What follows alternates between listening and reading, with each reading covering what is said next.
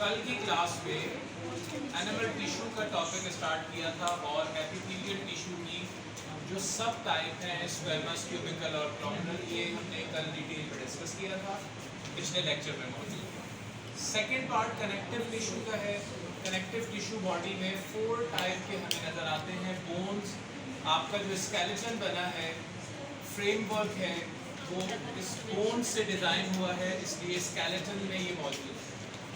Bone, एक long bone की हम बात करें तो उसमें 2 साइडें ऐसी होती हैं, दरमियान में एम्प्टी एरिया स्पेस होता है जिसमें बोन मैरो, जिसे हड्डियों का गूदा कहा जाता है, जो ब्लड फैक्ट्री है, खून बोन मैरो में बनता है। सेकेंड टाइप में कार्टिलेज, जिसे सॉफ्ट बोन कहा जाता है, नरम हड्डी, कान के ऊपर का पिन्ना या ये नेजल एरिया या ये रेस्पिरेटरी ट्रैकिया के ऊपर के रिंग, ये सब कार्टिलेज में है, इन्हें सॉफ्ट बोन कहते हैं। एग्जाम्पल एयर एंड नोज की। कनेक्टिव टिश्यू ही की एग्जाम्पल में ब्लड है। आप जानते हैं ब्लड हमारे पास बहुत सारे काम करता है, ट्रांसपोर्ट भी करता है गैसेस की, वेस्ट सब्सटेंसेस की, फूड की, टेम्परेचर मेंटेनेंस, आगे डिटेल है उसकी। तो ब्लड एक नॉर्मल एडल्ट ह्यूमन में 4.5 लीटर से 5 लीटर तक मौजूद होता है। अपनी टाइम लाइफ पूरी करने के बाद वो बनकर बोन मैरो से ही आता रहता है। डेड हो गया फिर बन कर आया, और जो डेड ब्लड है, RBCs specially red blood cells, वो स्प्लीन के पास जाते हैं। स्प्लीन तिल्ली जिसे कहते हैं, वो ग्रेवयार्ड ऑफ आरबीसी है, कब्रिस्तान है आरबीसीज का, वहाँ उसका हीमोग्लोबिन और बाकी चीज़ें रिसाइकिल होती हैं। एडिपोज टिश्यू फैटी टिश्यू है, अंडर स्किन मौजूद होते हैं। मेल और फीमेल के कंपैरिजन में देखें तो फीमेल स्किन पर ज़्यादा होते हैं।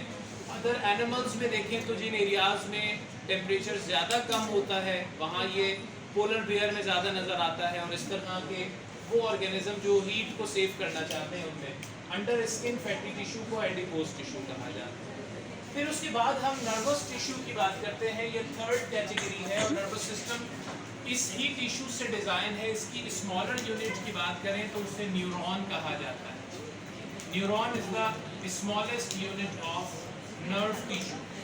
इनके अगर हम सिस्टम की बात करें तो बॉडी में CNS सेंट्रल नर्वस सिस्टम और PNS पेरिफेरल नर्वस सिस्टम इन्हीं टिश्यू से कंपोज है। CNS में ब्रेन एंड स्पाइनल कॉर्ड है, यहाँ हमने डिज़ाइन किया ब्रेन, और ये अंदर बैकबोन के अंदर स्पाइनल कॉर्ड मौजूद होता है।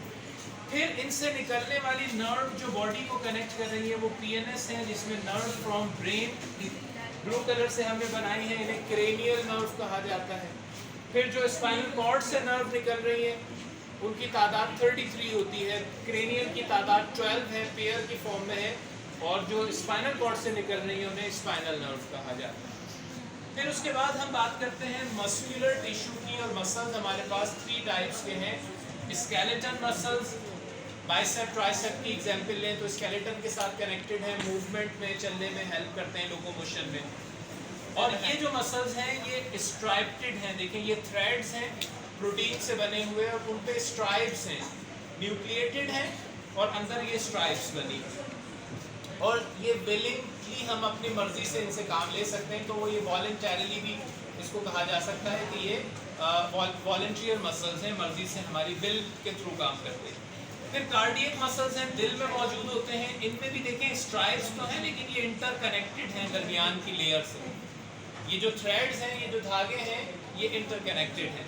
फिर उसके बाद स्मूथ मसल्स, जिसको हम डाइजेस्टिव सिस्टम, रेस्पिरेटरी सिस्टम में देख रहे हैं, उसमें देखें स्ट्राइप्स नहीं है, ये दोनों स्ट्राइप्टेड थे, जिनको स्ट्रेटेड भी कहा जाता है, और ये हमारी विल में होते हैं ये वाले, और ये विल में नहीं है।